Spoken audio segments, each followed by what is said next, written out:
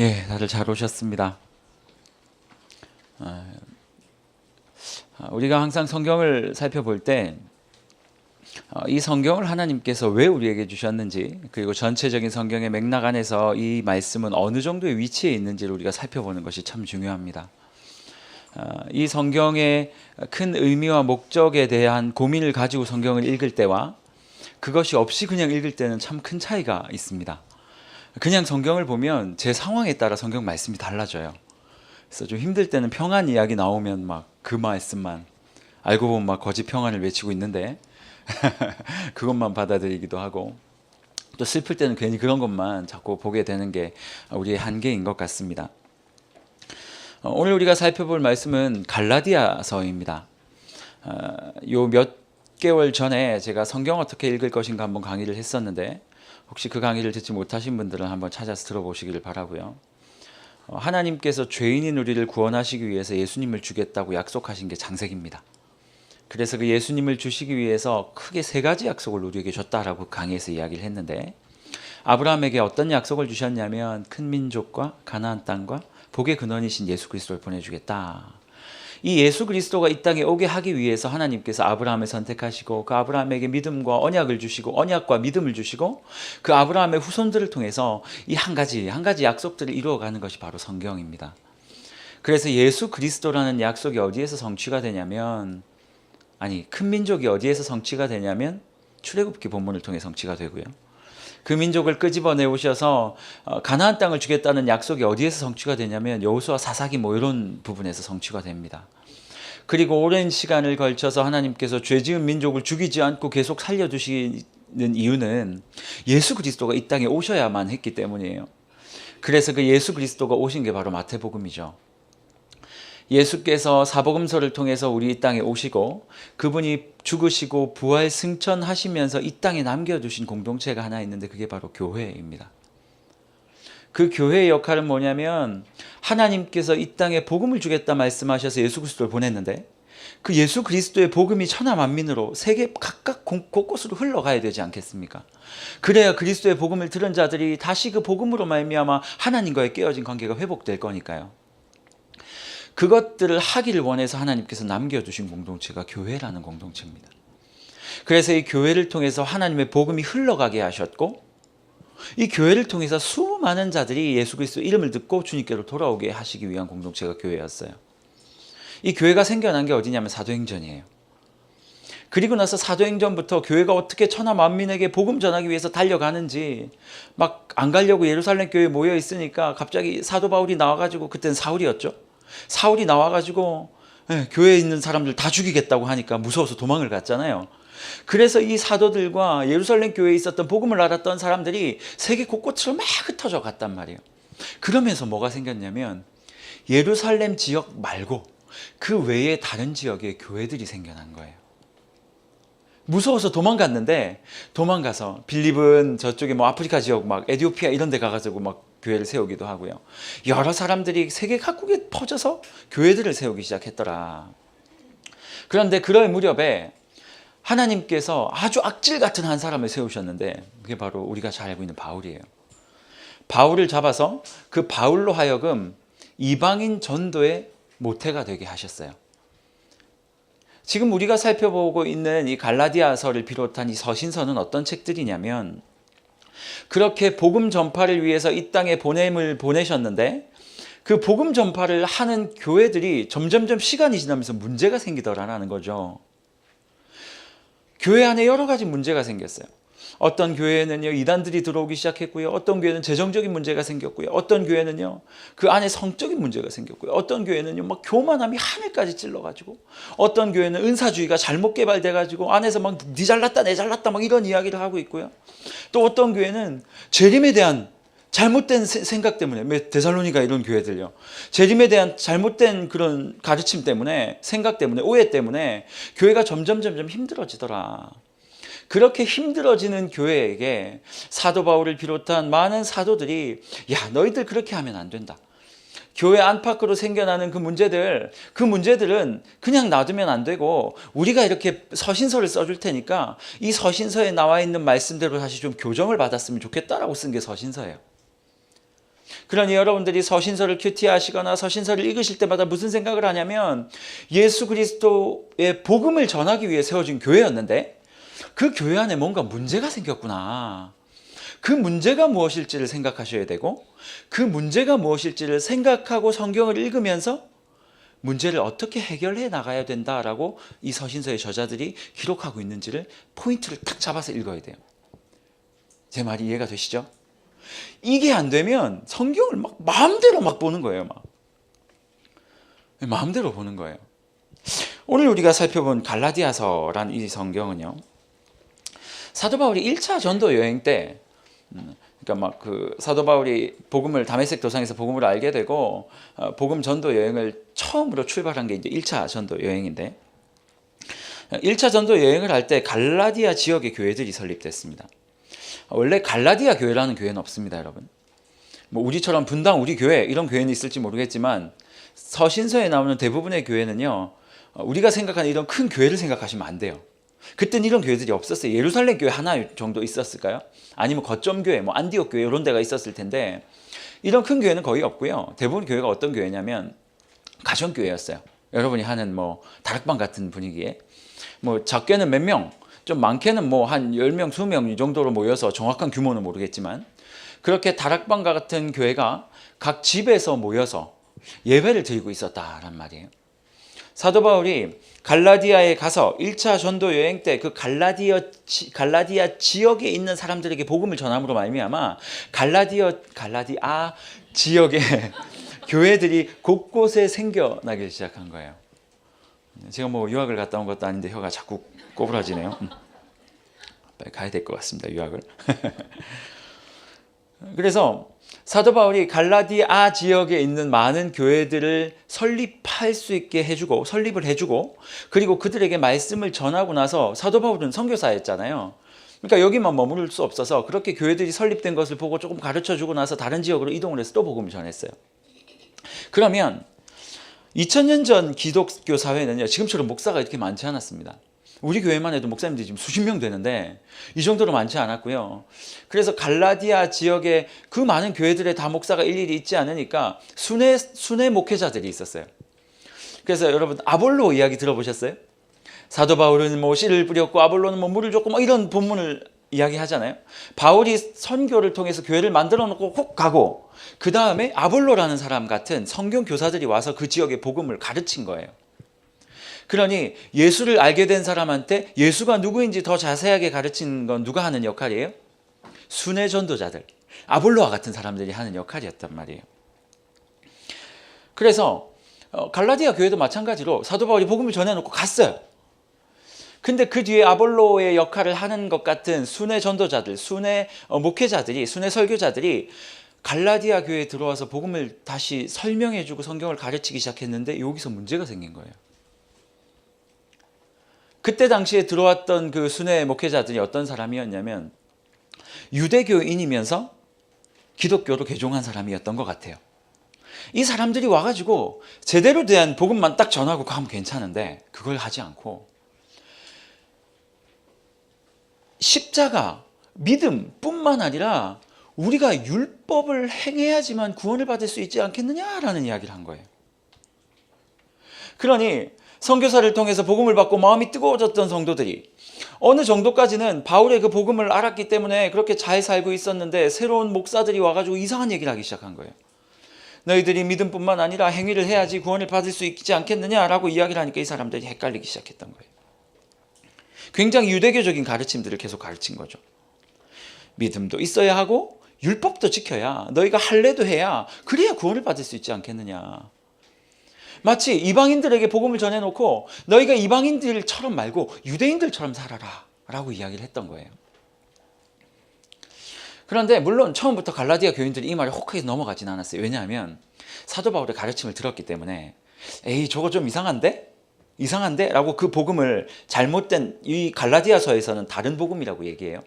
그 다른 복음을 툭 하고 쳐냈어요. 그러니까 이 거짓 목사들이 잘못된 목사들이 자기가 가르치는 이 내용이 먹혀 들어가지가 않으니까 고민을 하다가 무슨 생각을 했냐면 그렇다면 여기에 처음으로 복음을 전했던 사도 바울의 권위를 깨버리면, 그 사람이 이상한 사람이었더라라고 이야기를 하고 그 권위를 깨버리면 이 사람들이 가지고 있던 복음이 완전히 무너질 것이고, 그 위에 새로운 자기들의 잘못된 복음을 얹어서 세워가면 되겠다라고 생각을 한 거예요. 좀 멋있지 않습니까? 똑똑하죠? 나쁜 사람들이죠. 그래서 이 사람들이 갈라디아 성도들에게 사도 바울에 대한, 그 사도 권위에 대한 의심들을 자꾸 심어주기 시작한 거예요. 그렇게 하다 보니까 사도 바울의 권위들이 점점 무너지기 시작했고, 그 거짓 교사들의 이야기가 갈라디아 성도들의 귀에 조금씩 들리기 시작했던 거예요. 성도들이 하나 둘 그들의 가르침에 넘어가기 시작했어요. 그런데 진짜 가슴 아픈 건 뭐냐면, 이 복음의 진리 때문에 넘어갔으면 좀 덜 마음이 아팠을 것 같은데, 마음은 여전히 아프지만 사실 진짜 이유는 따로 있었다. 당시 기독교를 공격했던 많은 요인들이 있었는데요. 제일 심한 게 뭐였냐면 유대교의 핍박이었어요. 기독교인들이 자꾸 예수에 대한 이야기를 하니까 유대교들이 예수를 엄청 싫어했잖아요. 그래서 아주 열심인 유대인 사울과 같은 사람은 막 기독교를 막 두들겨 패고 막 죽이고 잡아 없애려고 그렇게 기세등등하게 난리를 쳤던 시대란 말이에요. 그런데 사람들이 복음을 들으니까 꼴보기 싫었던 거예요. 그래서 주변에 유대교인들이 얼마나 디아스포라로 많이 퍼져 있었습니까? 그 유대교인들이 기독교인들을 핍박하기 시작한 거예요. 그런데 아니나 다를까 로마교도 유대교는 예뻐했는데 기독교는 싫어했어요. 왜냐하면 유대교는 로마 사람들하고 착 달라붙어가지고 로마에게 아부도 잘하고 이랬는데 기독교인들은 아니라는 거죠. 우리의 왕은 따로 있다, 뭐 예수가 우리의 왕이다 이러니까 로마인들이 정말 싫어했거든요. 그러니 로마인들과 함께 유대교인들이 기독교를 엄청나게 핍박을 하니까 기독교인들의 내부에 갈등이 생기기 시작한 거예요. 히브리서가 그래서 나온 거거든요. 왜냐하면 예수를 믿고 이렇게 하니까 자꾸 괴롭힘을 당하니까 어떤 날은 나 예수 믿는 것도 좋지만 이게 사는 게 너무 힘드네. 이거 어떻게 좀 방법이 없을까? 아니야, 그래도 예수 믿어야지 라고 생각을 했는데, 어느 날 거짓 목사들이 와가지고, 야, 네가 굳이 그 믿음 아니고 율법도 지키고 유대교인처럼 예수 믿어도 구원받을 수 있지 않겠냐라고 가르친 거예요. 그러니 자기의 이 안에 있던 그 죄성의 생각과 옆에서 이단들이 가르치는 생각이 딱 맞아버린 거예요. 그러니까 갈라디아 성도들이 요때다 라는 생각을 하고, 사도 바울을 믿었던 사람들이 사도 바울을 조금씩 배척을 하고 그 거짓 교사들의 그 거짓된 복음을 받아들였던 거예요. 여러분, 생각보다 우리가 예수 그리스도를 몰라서 짓는 죄보다 죄를 사랑해서 예수 그리스도의 복음을 향해서 이제 눈을 감고 죄를 사랑해서 선택하는 게 더 많은 것 같아요. 이때 당시에 성도들이 그랬단 말이에요. 안 되는 거 알았어요. 그런데 암만 생각을 해봐도 너무 사는 게 힘들다는 거예요. 예수 믿으면서 살기가. 많은 기독교인들이 가톨릭으로 넘어가는 이유가 뭔지 아세요? 교회는 왜 이렇게 하지 말라는 게 많아요. 술도 안 돼, 담배도 안 돼, 이것도 안 돼, 저것도 안 돼. 성당은 다 되거든요. 그러니 사람들이 성당을 통해서도 예수 믿고 구원받을 수 있다는 생각들을 그냥 그렇게 가져버리고, 할 수 있다라고 얘기를 하니까 그냥 성당 가서 내 마음대로 술 먹고 담배 피고 하고 싶은 거 하면서 구원도 받겠다라는 마음으로 떠나가는 젊은이들이 얼마나 많은지 몰라요. 아마 그런 마음을 가지고 떠나가는 젊은이들이 딱 갈라디아서에 나오는 교인들과 똑같은 마음일 것 같아요. 그러니 사실은 교리적인 문제라기보다는, 교리적인 문제도 분명히 있습니다. 하지만 현실에 타협해버린 문제가 더 컸던 것 같아요. 너무 힘드니까. 갈라디아서는 굉장히 어려운 책입니다, 여러분. 제가 큐티 강좌를 지금 올해 들어서 지금 7번째 하고 있는데 매번 어려운 책이라고 얘기를 해서 죄송한데 진짜 매번 어려운 책이었어요. 민수기도 어려운 책이고 교재가 없어요, 참고할 만한. 근데 갈라디아서는 얼마나 어려운 책이냐면 로마서보다 어떻게 보면 더 어려운 책이다라고 이야기를 해요. 복음의 정수다 이렇게 얘기를 하는데, 제가 준비하면서 마음이 좀 아팠던 게 뭐냐면 시간이 너무 짧으니까 복음에 대한 이야기를 많이 할 수는 없고 큰 틀에서 이야기를 좀 하고 맞춰야 될 것 같은데, 어쨌든 이 갈라디아서는 굉장히 어려운 책입니다. 아직도 학자들이 의견이 안 맞아요. 하지만 모든 학자들의 의견을 다 무시하고, 우리는 학자가 아니니까 우리가 은혜 받을 수 있을 정도의 그 정도 내용을 가지고 오늘 좀 이야기를 좀 하기를 원합니다. 제가 항상 강의를 하면서 하는 말 중에 하나는 뭐 어렵지 않아요 이런 말, 그리고 그냥 간단하게 요약하면 이런 말을 많이 할 거예요. 그 정도만 알고 넘어가시면 돼요. 오늘도 간단하게 요약을 할 거니까요. 사도 바울이 이제 그렇게 갈라디아 성도들이 점점 유대교 쪽으로 넘어가는 모습을 보니까 마음이 너무 안타까워서 글을 쓴 거예요. 1장에서는요, 그 사도 바울이 사도권을 변호하는 이야기가 나옵니다. 제가 내어드린 그 강의안 보면 1장부터 2장까지 쭉 갈라디아서에 대한 그 개요를 제가 쭉 썼을 거예요. 이 작업하는 게 제일 힘들어요. 이거를 성경을 가지고 어디까지 끊어야 되고, 이 주제는 뭐고 주제에 어떤 것이 달라붙어야 하는지 이 작업하는 게 사실 제일 힘든 것 같아요. 힘들어요. 그러니까 그냥 뭐 이렇게 라면 밑에 이렇게 받치는 용도로 쓰시면 안 되고, 집에 들어갔다가 그 신발장 위에 이렇게 딱 올려놨는데 또 남편분이나 또 아내분, 부인분께서 아이고 이게 뭐야 이러고 그렇게 하시면 안 되고, 안 보시더라도 좀 간직을 하시면. 예. 1장에서는 사도 바울이 먼저 복음에 대한 이야기를 하고 니네들이 뭐가 잘못됐다라고 이야기를 하려니까 자기 사도권 아예 이게 무너져 버렸잖아요, 권위가. 그러니까 거기에 대한 변호를 막 해요. 불쌍하죠. 자기가 복음 전한 사람들인데 나 좀 믿어달라고 얘기하는 거예요. 좀 마음이 좀 짠했어요. 그리고 2장에서는요, 이 복음이 어떤 내용인지 제대로 한번 설명해 줄게 하고 복음의 내용을 설명을 하고요.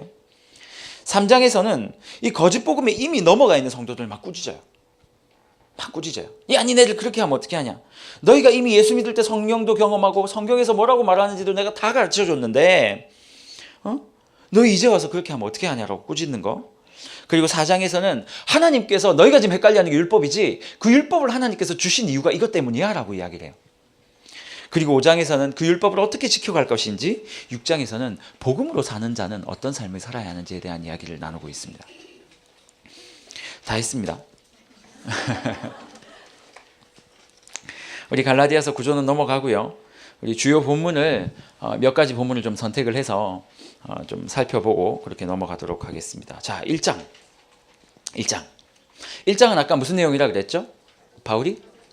와, 어떻게 이렇게 금방 얘기하고 넘어갔는데 다 외우세요. 이야, 대단하십니다. 진짜 다 적혀 있죠? 빨간색으로. 흑백 프린트를 받으신 분들은 늦게 오신 분들입니다. 자, 1장 1절에서 5절까지는 사도 바울이 인사를 해요. 근데 참 아무튼 갈라디아서는 시작부터 독특해요.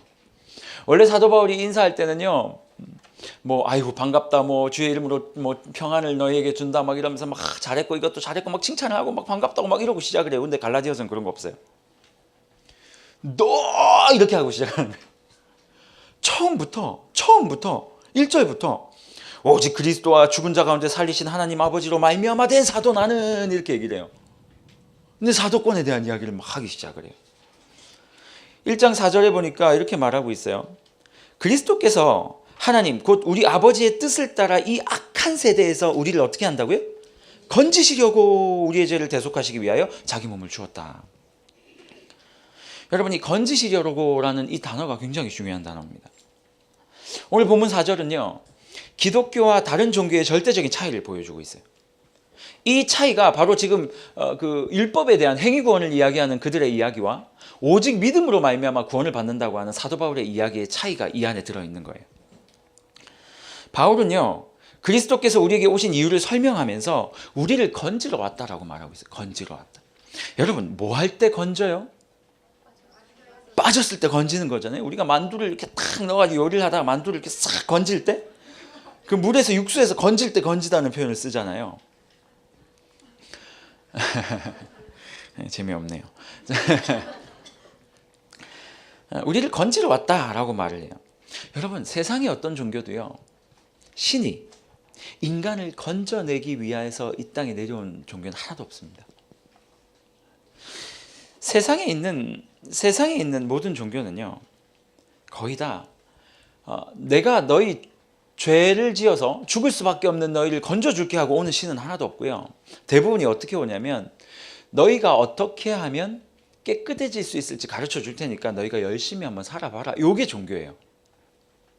그러니 내가 구원받을 수 있는 길은 제시해 줄 테니까 니네들이 노력해서 한번 와봐. 불교에서 하는 것도 그거예요. 해탈. 하회탈이 아니고요. 해탈. 자기가 열심히 노력해가지고 뭐 그렇게 살아가는 거. 대부분의 종교는 내가 어떤 행위를 해서 구원을 쟁취하는 것이 이 세상에 있는 모든 종교예요. 그런데 우리 기독교처럼 하나님이 직접 오셔서 나의 목숨을 내어주면서 그들을 아무것도 하지 않은 그들을 건져줬다. 이런 종교는 없습니다.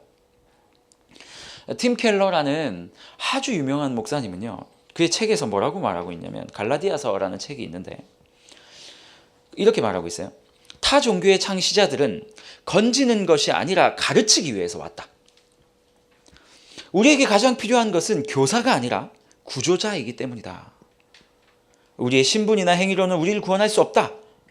신학에서는 이것을 영적인 무능력이라고 한다. 여러분, 복음이 설명되기 위해서는 전적인 무능력에서부터 시작되어야 돼요. 항상 언제든지 나의 죄를 내가 보고 야, 내가 정말 죽을 수밖에 없는 끔찍한 상황에 놓여 있는 자구나라는 것들이 내 자신에게 인식되지 않으면 우리는 절대로 하나님을 찾지 않거든요. 물에 빠져야 SOS 해상구조대를 찾는단 말이에요. 물에 빠져야 나를 살려주세요라고 이야기를 하죠. 발목 정도 들어간 사람이 나를 살려주세요라고 말하지 않아요. 점점 물이 차오르고 있음에도 불구하고 여전히 발목, 허리춤 정도까지 물이 올라왔을 때 사람들은 절대로 나를 살려주세요라고 말하지 않아요. 왜? 자기 힘으로 걸어 나갈 수 있거든요. 그런데 누가 살려달라고 외치냐면 이제는 더 이상 내 힘으로 살아남을 수 없다라고 생각될 때 누군가를 찾게 되어 있어요. 복음이라는 것은 항상 죄에 대한 자기 인식에서부터 시작되는 거예요. 내가 죄인이구나. 그래서 죽을 수밖에 없는 존재이구나. 이 자기 인식이 없으면 복음이 시작될 수가 없어요. 이 자기 인식이 없습니다. 그래서 바울은 로마서에서도요. 로마서에서 복음은 3장 끝에 나오거든요. 그런데 로마서에서도 바울이 복음을 설명하기 위해서 어떻게 설명하냐면 1장 이방인은 죄인이다. 그 죄인인 이유, 하나님을 거절했고 하나님을 알면서도 불구하고 하나님을 모른 척하고 하나님을 전혀 선택하지 않고 막 이렇게 해서 죄인이다라고 이방인이 죄인임을 이야기를 하고 2장에서는 유대인 너희도 죄인이다. 왜냐하면 율법을 다 이루어야 된다고 이야기를 하면서도 율법 하나도 못 이루잖아 니네들. 오늘 갈라디아서에 나오거든요. 그들이 말했던 613가지의 율법을 항상 언제든지 이루지 않으면 한 번이라도 어기면 죄인인데 한 번 이상은 다 어겼잖아요. 그러니까 유대인 니네들도 죄인이다. 그래서 유대인도 이방인도 이 세상에 존재하는 모든 인생들은 다 죄인이다라고 죄를 선포하고 그 사람들이 그러면 우리는 어떻게 해야 돼? 라고 이야기를 할 때 사도 바울이 짜잔 나와서 너희를 위하여 예수께서 화목제물이 되어주셨다라고 얘기를 하면서 예수님을 소개를 해요. 그러니 항상 복음이 증거되기 위해서 필요한 것은 뭐냐면 우리가 처절한 죄인이고 스스로 구원을 얻을 만한 그 어떠한 행동도 할 수 없다라는 이 사실을 인식할 때 비로소 예수 그리스도를 만날 수 있게 된다는 거예요. 그런데 행위구원의 문제가 뭐냐면 이 예수를 만날 수가 없어요. 왜요? 내가 하면 되니까. 내가 하면 되는데 왜 예수를 만나요? 내가 착한 일을 하고 내가 선한 일을 해서 그냥 신이 오케이 아니면 사람들보다 조금 더 높은 수준의 이 일들을 하면 내가 구원받을 수 있는데 굳이 예수님을 만날 이유, 그 절박함이 없는 거예요. 여러분, 행위구원의 절실함, 아주 무서움은 여기에 있어요. 구원의 주체를 나로 생각해버리고 하나님을 선택하지 않고 내 스스로. 그러니 하나님은 상관없는 거예요. 어느 순간부터 갈라디아 성도들에게 이상한 이야기가 들려오기 시작했어요. 6절을 보니까 이렇게 말하고 있어요. 그리스도의 은혜로 너희를 부르신 이를 이같이 속히 떠나서 다른 복음을 따르는 것을 내가 이상하게 여기노라. 니네들 참 이상하다는 거예요. 전에까지 내가 분명히 복음을 잘 가르쳐줬고 예수 그리스도를 믿음으로 말미암아 구원을 얻는다고 이야기했던 이 이야기를 잘 설명을 했고 그렇게 믿고 있었는데 어느 순간 니네들이 확 반대쪽으로 가서 행위로 구원을 얻겠다라고 설명하니 이거 너무 내가 이상하다는 거예요. 너희들 무슨 일이 있었니? 여러분, 이미 거짓 선생들을 통해서 갈라디아 교회 안에 완전히 다른 복음이 선포되었어요. 그 복음은 금방 이야기했던 것처럼 율법을 잘 지킴으로 말미암아 구원에 이를 수 있다라고 하는 거예요. 여러분, 행위 구원이 마음이 편할까요? 믿음 구원이 마음이 편할까요? 네? 믿음 구원이요? 행위 구원이요? 이 안에는 지금 갈라디아 교회처럼 유대주의자와 행위 구원이 편하죠. 왠지 아세요? 믿음 구원은 내가 어떻게 믿음을 내 소유로 가져올 수도 없고 방법이 없잖아요. 하나님 은혜 주시기 전에는. 그리고 자꾸 의심이 되잖아요. 진짜 내가 구원을 받았을까? 내가 이렇게 믿었는데 또 이렇게 죄를 지었는데 이 죄 때문에 난 천국에 못 가는 건 아닐까? 그런데 행위 구원은 좀 달라요. 내가 한 대가를 받는 거니까. 한 대가를 받는 거니까. 물론 성경 안에서 말하기에는 그게 불가능하다 얘기하니까, 불가능한 걸 우리가 아니까, 못하는 걸 아니까 그렇게는 못하잖아요. 목사님 이렇게 말할 수 있지만 그게 가능하다고 생각되는 사람한테는 그게 더 합리적인 것 같거든요. 그래서 완전히 다른 복음이 전파되었는데 그들이 그냥 열심히 착하게 살면 구원받을 수 있다는 말을 듣고 그렇게 살기 시작한 거예요. 여러분 같으면 어떻게 반응하시겠어요? 누군가가 행위구원에 대한 이야기, 여러분이 말씀에 나온 대로, 자 10계명만 볼까요? 10계명만 지키면 여러분이 구원받을 수 있다라고 선포되면 여러분 뭐라고 생각하실 것 같아요? 제가 답을 대신할까요? 에이 말도 안 돼요 이렇게 얘기할 거예요. 왠지 아세요? 행위구원이 진짜 잘못된 거라는 이야기를 계속 들어왔기 때문이에요. 근데 문제는 생각보다 우리의 삶 속에 행위구원적인 행동들이 되게 많다는 거예요. 이게 지금 갈라디아서를 보면서 여러분의 신앙을 점검하고 한국교회 신앙을 점검해야 되는 문제예요. 생각보다 많아요. 제가 지난주에 엑스이 임상훈련을 갔다 왔거든요. 이 이야기를 한 서너 번 한 것 같아요. 엑스이 임상훈련을 갔는데 저는 약간 쉬는 느낌인 줄 알았거든요. 그래서 이제 쉬어야지 하고 갔다가 그 시작되고 5분도 안 지나서 충격을 먹었어요. 뭐 전문을 다 외워야 되고 시험을 계속 보고 제가 그때부터 3박 4일 동안 정말 죽는 줄 알았어요. 왜냐하면 제 여기 가슴팍에 분당 우리 교회 장진규 목사가 있었거든요. 야, 저 큰 교회에서 목사가 와가지고 저 뺀질거리는구나 이 소리 들으면 안 되잖아요. 옆에 막 권사님들 앉아 계시고 그분들은 몇 년 동안 막 이거 하신 분이라서 그냥 눈 감고도 막 이러면서 다 얘기하시는 분들인데 제 심장이 막 쫄깃쫄깃해지는 거예요. 야 이거 안 되겠다 큰일 났다 싶어가지고 쉬는 시간마다 외우고 3박 4일 동안 겨우겨우 다 외우고 나왔어요. 제가 너무 기특해요. 예 박수 좀 하세요. 민망해. 근데 제가 거기 가가지고 임상훈련을 하는데 몇 번 실습할 기회가 있었어요. 근데 그 실습이 희한하게 밖에 나가서 아예 안 믿는 사람을 데리고 실습하는 게 아니라 교회 안에 있으면서도 복음을 한번 듣기를 원하는 사람을 누가 추천을 하면 이런 거 있잖아요. 쟤는 복음을 좀 들어야 될 것 같아 하거나 나 한번 들었으면 좋겠어요 하는 사람을 추려가지고 우리한테 보내주는 거예요. 대부분 뭐 목장이나 아니면 소그룹이나 이런 GBS 그룹에서 잘 생활을 하고 있는 사람들이었어요. 제가 깜짝 놀랐어요. 만약 하나님이 나의 천국에 당신을 왜 들여보내야 하냐라고 물으면 뭐라고 대답하시겠습니까? 라고 딱 묻는데요. 어떻게 천국 갈 수 있을 것 같아요? 라고 딱 묻는데 뭐라고 얘기를 하냐면 뭐 그냥 말씀대로 열심히 잘 살면 갈 수 있지 않겠습니까? 여러분 여기서 지금 잘못된 이야기 하나도 없잖아요. 말씀 얼마나 좋아요. 말씀대로 사는 거 얼마나 좋아요. 잘 열심히 사는 거 얼마나 좋아요. 이게 그리스도인들이 해야 마땅한 게 맞는데 이것을 구원의 조건으로 생각을 하더라니까요. 깜짝 놀랐어요. 이거 뭐지? 싶은 생각이 막 지나가는 거예요. 근데 생각보다 우리의 삶은 어떠세요? 여러분 어떠세요? 에이 목사님 나는 그렇게 생각해 본 적은 없어요. 그럼 이렇게 제가 질문을 하면요. 여러분이 죄 가운데 있어요. 하나님이 말씀을 주셨는데 그대로 살지도 못하고 이게 막 몇 번이 반복됐어요. 그러면 여러분의 마음속에 혹시나 구원받지 못한 건 아닐까라는 의심이 한 번이라도 들었던 적 있으십니까? 만약 그렇다면 사실 똑같은 이야기거든요. 내가 말씀대로 못 살아서 구원을 못 받는다는 얘기나 말씀대로 살아서 구원을 받는다는 얘기나 똑같은 얘기예요. 그냥 제가 집에 가서 여보 마누라 이렇게 똑같은 얘기잖아요. 똑같은 얘기예요. 앞뒤 그냥 다르게 얘기했을 뿐이죠. 비속어 사용해서 죄송합니다. 제가 예전에 고등부를 섬길 때 우리 고등부 아이들 뭐 한 10년은 넘은 것 같아요. 고등부 아이들을 불러놓고 제가 설교를 하면서 그런 얘기를 했어요. 또 비속어가 나올 것 같은데 애들한테 이런 얘기를 했어요. 야, 너 집에서 너 혼자 있을 때 안 좋은 영상을 보고 있었다 치자 그랬어요. 보면 안 되는 영상을. 만약 그때 예수님이 재림을 하셨어. 그래서 네 눈앞에는 그 영상이 되고 있고 네 옆에는 예수님이 너를 보고 있어 지금. 그럼 너 구원받을 수 있어 없어 그랬어요. 대부분의 애들이 뭐라고 얘기했는 줄 아세요? 못 받을 것 같은데. 그럼 다시 네가 영상을 보고 껐어. 그때 예수님이 오셨어. 그럼 너 구원받을 수 있어 없어?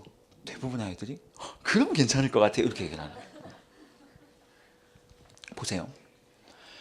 고등부 학생들이 그렇게 얘기한 것과 제가 지난주에 XE 가가지고 대학생 아이와 그리고 장년부가 그렇게 이야기한 거, 그리고 2000년 전에 있었던 갈라디아 교회 성도들이 그렇게 얘기한 거, 이 양상이 달라진 게 하나도 없다는 얘기예요. 여전히 우리는 행위와 믿음과의 싸움을 여전히 하고 있다는 얘기예요. 그런데 이 사이에서의 싸움이 무엇 때문에 고민이 되냐면 우리의 죄와 연관이 되어 있고요. 또 때때로는 복음에 대한 정확한 인식이 없기 때문이에요.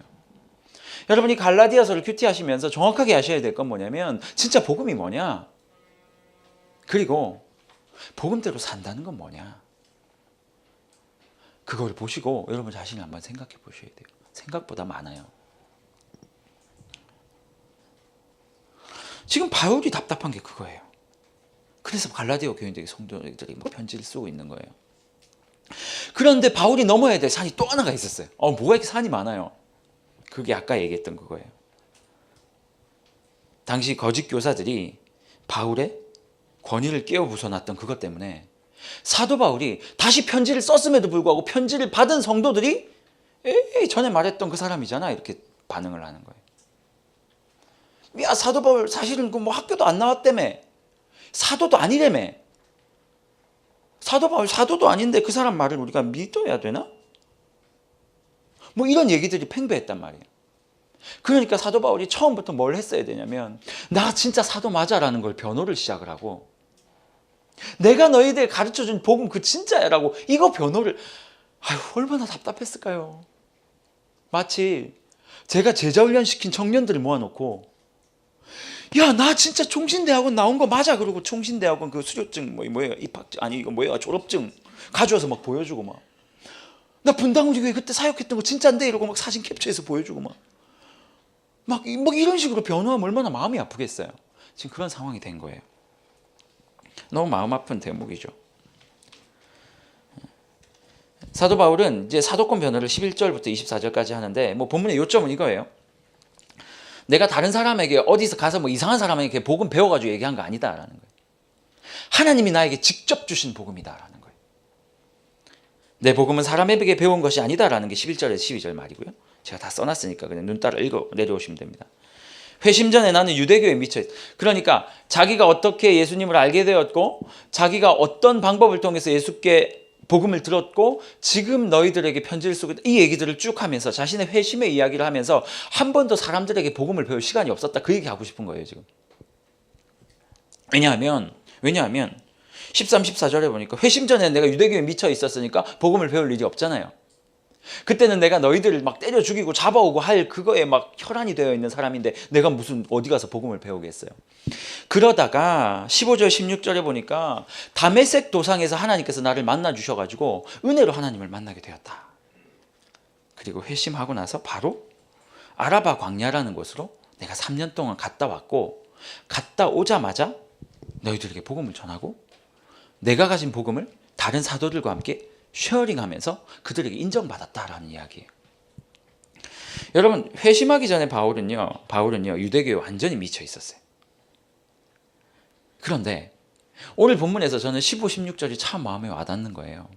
15, 16절 뭐라고 나와 있냐면 이렇게 말하고 있어요.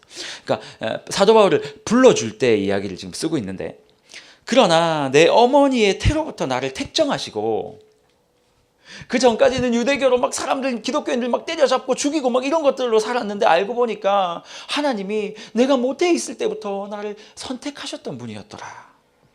그리고 그의 은혜로 나를 부르시니까 하나님이 나를 불러주셨는데 그 목적이 뭐냐면 그의 아들 예수 그리스도를 이방에 전하기 위해서 나를 불러주셨다.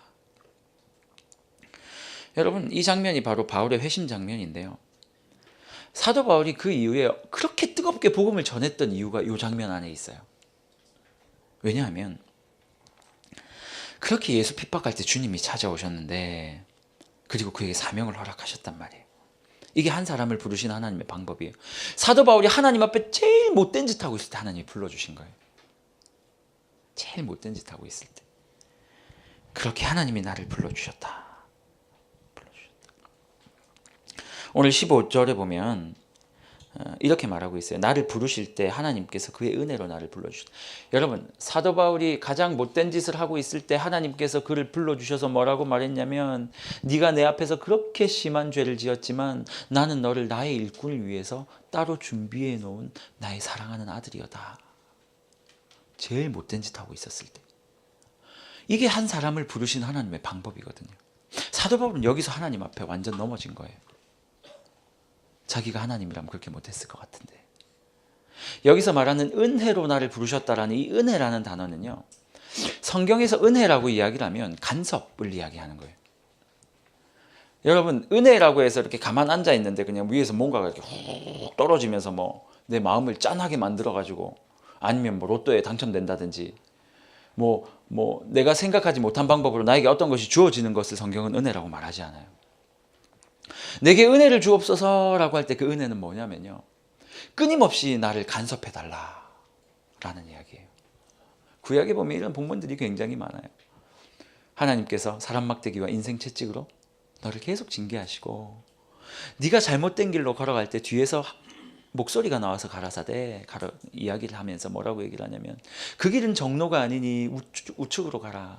그 길은 정로가 아니니 좌측으로 가라.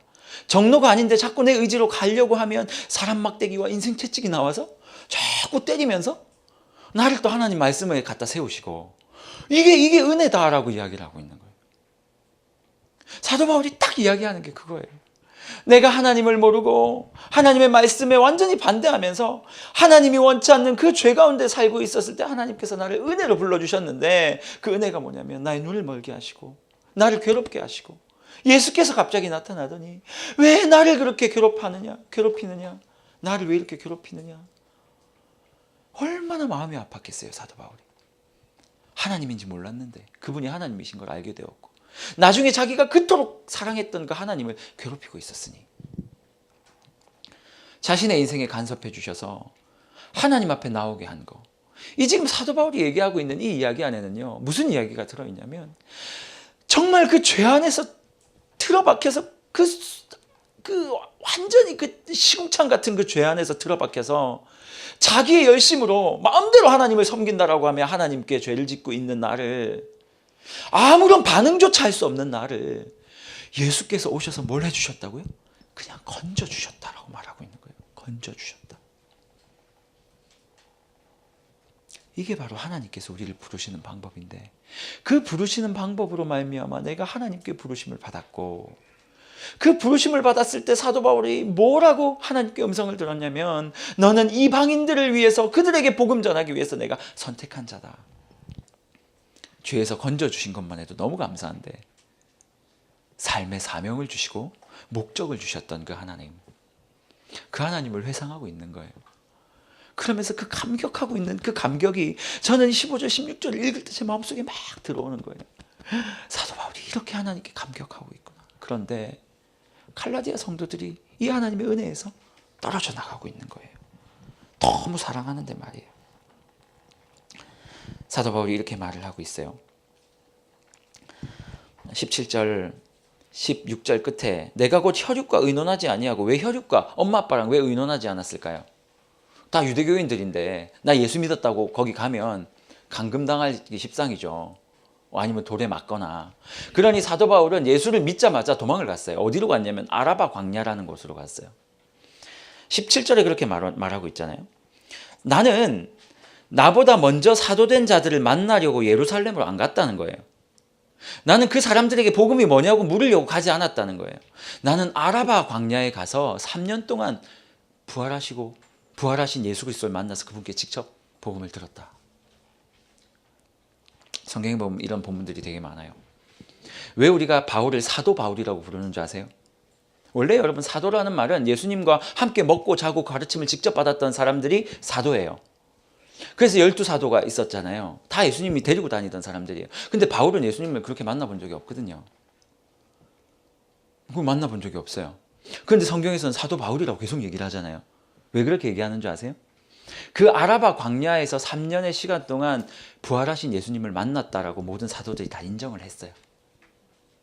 맞다. 너가 지금 얘기하는 거 보니까 맞다. 그래서 사도 바울을 성경에서 사도 바울이라고 얘기를 하는 거예요. 자, 사도 바울이 아라바 광야에서 갔어요. 그곳에서 부활하신 예수님을 만났고 어떤 과정이 있었는지 상세하게 나오지는 않지만 성경과 또 12사도들은 그렇게 이야기를 해요. 그래서 사도 바울이 되었는데 이 사도권 때문에 지금 말이 많은 거예요.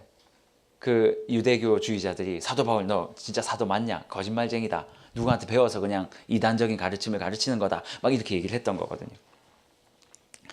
이렇게 아라바 광야에서 부활하신 예수님을 만나서 3년 동안 예수님을 만나서 그 이야기를 배웠다. 여러분 아라바 광야가 어떤 곳이냐면 이거 참 신기한 동네예요.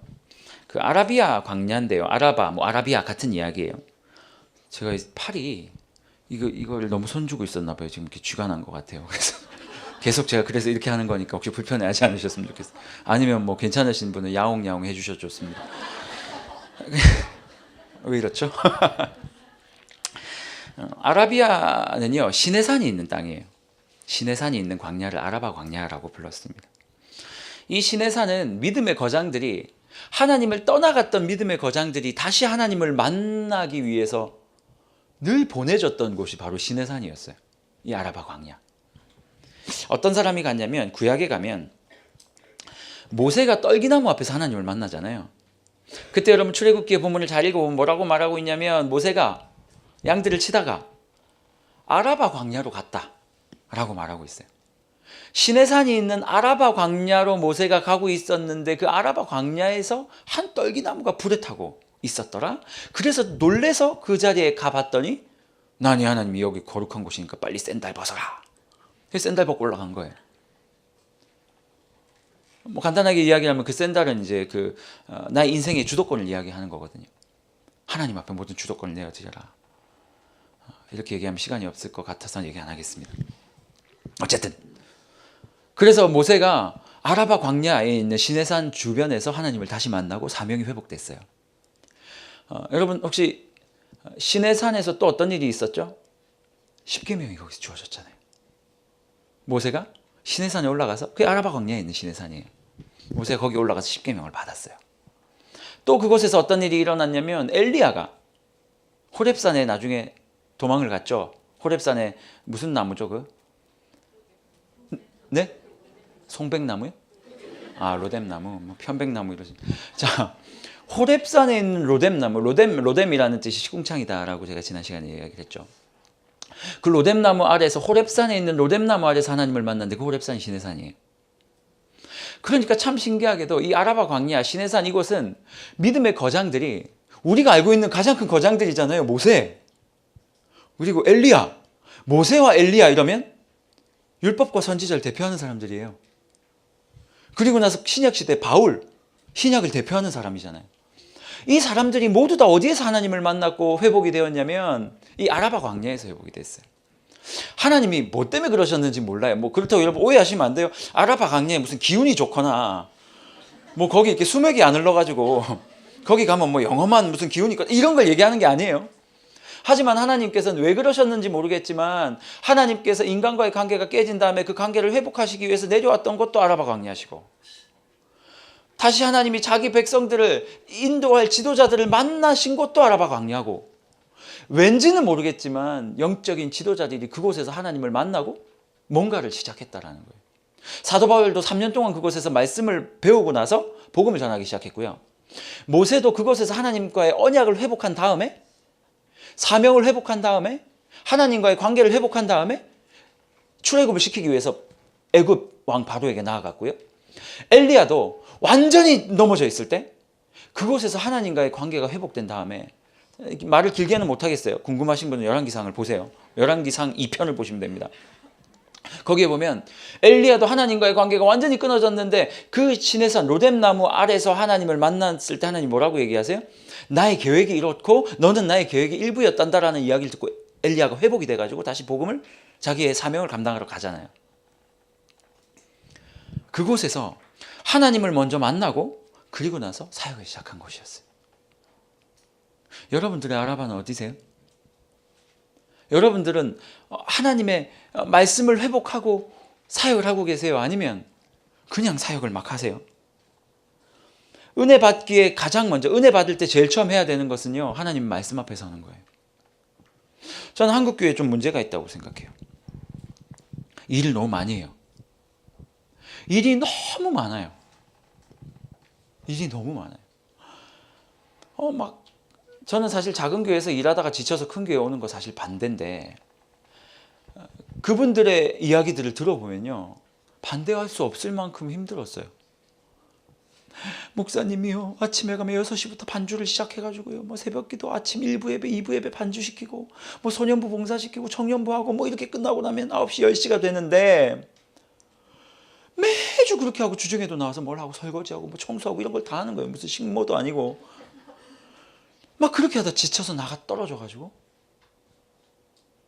큰 교회로 와가지고, 큰 교회에서 신앙생활 잘하면 다행인데 저기 구석에 앉아가지고 3년 4년 앉아있는 거예요.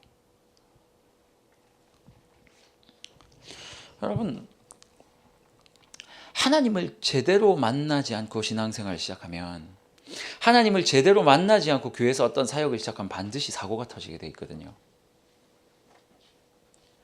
말씀은 없는데 가슴만 뜨거워서 시작이 되면 언젠가 여기는 식는단 말이죠. 그러면 나중에 이게 채워지지가 않으니까, 이게 식고 나면 내가 뭐 했지? 라는 의문이 찾아오기 시작해요.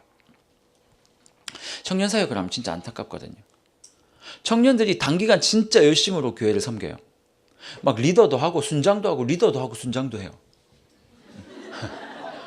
그렇게 열심히 교회를 섬기다가요, 시간이 좀 지나고 목회자가 바뀌고 부서가 바뀐다든지 뭐가 이렇게 한번 쑥 바뀌고 나면 오질 않아요. 그래서 나중에 만나가지고 너 도대체 왜 그러냐라고 물어보면 뭐라고 대답하는 줄 아세요? 그때는 제가 왜 그랬는지 모르겠어요. 이렇게 딱 대답을 해요. 이거예요. 옆에서 잘한다 하니까 신나서 한 거예요. 친구들하고 관계가 좋아지니까 그래 신나가지고 한 거예요. 믿음 구원의 확신 잘 모르겠는데 순장 시키니까, 리더 시키니까, 순장인데 안 믿는다 할 수도 없고, 성경 공부하고 어떻게든 적어가지고 배경 준비해가지고 가가지고 얘기를 하는 거예요.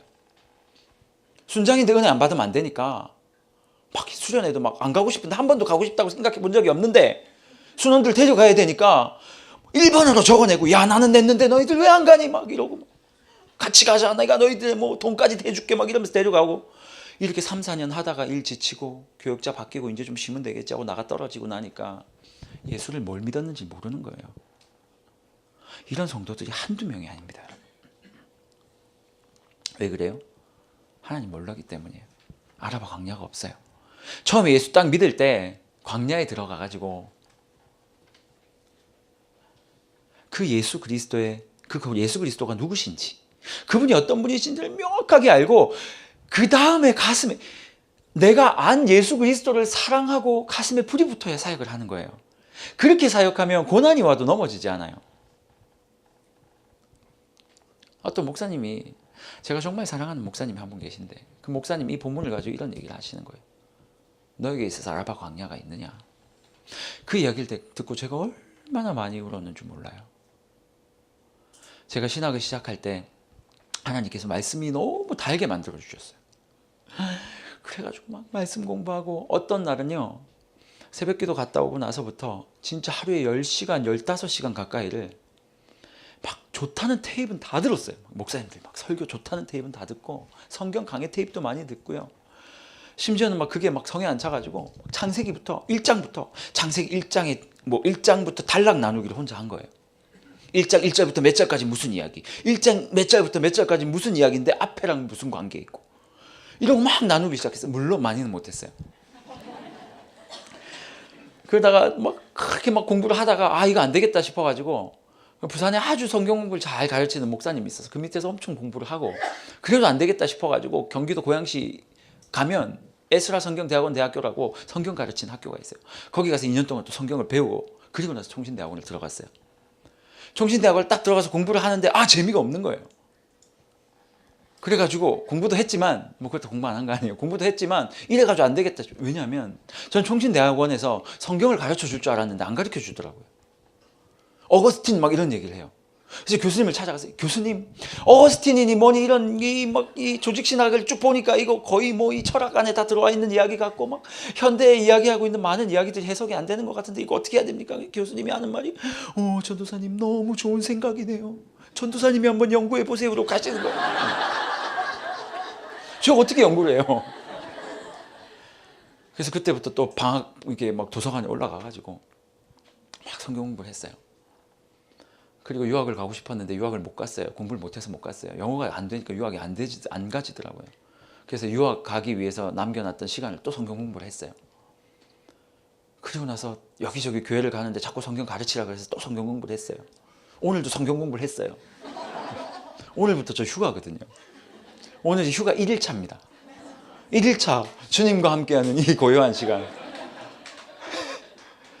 저는 1시간 반 후에 휴가를 즐기기 시작할 겁니다. 저희 아내가 기다리고 있어요. 어쨌든 말씀이 너무 달아진 거예요. 말씀을 듣고 또 듣고 공부하고, 하나님 말씀이 막 제 안에 들어오고 나니까, 사역을 시작하고 나니까요, 저는 사역에 되게 고상할 줄 알았거든요. 목사님 오셨어요. 그래서 자, 우리 말씀 볼까요? 이러면 다 막 자기들이 막 구름대처럼 몰려오고, 막 자, 오늘 로마서 1장 이러 막 울고, 막 더 이상 진행이 안 되네요. 우리 같이 기도하고 끝낼까요? 막 이렇게 계속 눈물의 바다가 되고 뭐 이런 걸 생각했었는데, 목사가 되고 나니까 뭐 운전해야 되고 청소해야 되고 신방해야 되고 뭐 정리할 거 정리해야 되고, 막 맨날 여기 아프다는 사람들 만나야 되고 뭐 이런 거 있잖아요. 뭐 그런 일을 대부분 하게 되더라고요. 근데 뭐 사실 그게 힘들다는 건 아니고, 제 목회 일상생활 가운데 사실 많이 힘든 시간들이 있었어요. 교회 오기 전에, 이전 교회에서도 그렇고. 그런데 하나님을 명확하게 알고 나니까 제 마음속에는 어떤 마음이 있냐면요, 청년들한테 늘 얘기하는 거예요. 고난, 힘든 거, 뭐 이런 거 지나간다. 여기 지나가는 거야. 왜? 우리의 결국은 저기 있으니까. 하나님 말씀이 정확하게 말하고 있으니까 힘들어도 지나가는 거고, 누가 나를 아프게 해도 거기에 그냥 얽매일 필요 없고, 스크래치를 내고 감정을 상하게 해도 굳이 그것 때문에 하나님과 여기 틀어질 이유가 없는 거예요. 왜요? 그거는 본질이 아닌 거예요. 왜? 하나님을 아니까. 제가 교회 나오는 이유는 그것 때문에 나오는 게 아니에요. 여러분들이 저한테 목사님 오늘 너무 은혜 받았어요, 요 얘기 듣고 싶어서 나오는 게 아니거든요. 그래서 오늘도 마치고 나서 여러분이 나가면서 뭐야 이러고 나가도 스크래치는 받겠지만 다음 큐티 강좌 때 또 제가 나올 거예요. 다음 주에 갑자기 여러분이 왔는데 막 휴강 적혀 있고 이유 막 상처받았음 안 할 거예요. 그렇게. 왜? 저는 그것 때문에 오늘 뭐 그런 사람이 아니니까요. 참고로 다음 주는 휴강이에요. 다음 주는 방학이 이번 주까지고요. 이번 주까지 1학기가 끝나는 거고요. 8월 휴강하고 9월 달 때부터 또 2학기 시작할 겁니다. 여러분, 하나님의 말씀을 알고 하나님의 사역을 시작하면 다른 것 때문에 그렇게 막 넘어지고 막 힘들어하고 교회 막 싫다 그러고 상처받고 그럴 이유가 없어요. 그게 안 되니까. 관계 때문에 시작한 거예요. 처음부터. 목사님한테 이쁨 받아야지. 뭐 김권사가 이 정도 하니까 난 요만큼 더 해야지. 막 이런. 막 칭찬 받으려고. 막 이렇게 시작을 하다 보니까 칭찬 안 해주면 삐지고, 관계 나빠지면 안 나오고, 막 권사님인데 막 맨날 가가지고 교회 나오라고 전화해야 되고 막. 여러분, 진짜 부탁드립니다. 하나님 말씀 공부하는데 시간 좀 쓰세요. 저는 큐티 강좌 왜 안 나오는지 이해가 안 돼요. 진짜로요. 어디 가서 이런 강의 들으실 거예요? 여러분, 진짜 하나님 말씀 전하는 곳이다 그러면 여러분 진짜 만사를 제껴놓고 오셔야 돼요. 그게 없으면 그 뒷게 아무것도 안 돼요. 사도 바울이 아라바가 없었으면 어떻게 그가 뭔 사역을 했겠어요? 모세한테 그 신의 산이 없었으면, 엘리야한테 그 호렙나무 안에서 하나님의 계획과 하나님의 말씀과 약속에 대한 이야기를 듣지 못하면 그가 어떻게 복음을 전했겠어요? 딴 거는 못해도 밥은 안 먹어도 여러분 말씀 듣는 자리에 나오셔야 돼요. 여기뿐만 아니라 우리 교회에서 행하고 있는 모든 이런 강좌들 꾸역꾸역 들으셔야 돼요. 그게 다 들려져서 이제 목사님 이제 상처 안 받을 만큼 된 것 같아요 하면 그때부터 시작하는 거예요. 하나님이 내 뭐 힘듦을 가지고 오시고 뭐 건강을 좀 약하게 하시든지 내 물질을 좀 치시든지 나 그런 것 때문에 이제 상처 안 받을 자신이 있어요. 옆 사람이나 찔러도 에이 못생겼어 이러고 가도 나 상처 안 받을 자신이 있어요. 그때 여러분 사역하시는 거예요.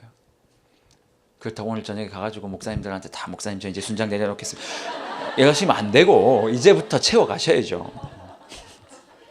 오해하시면 안 됩니다.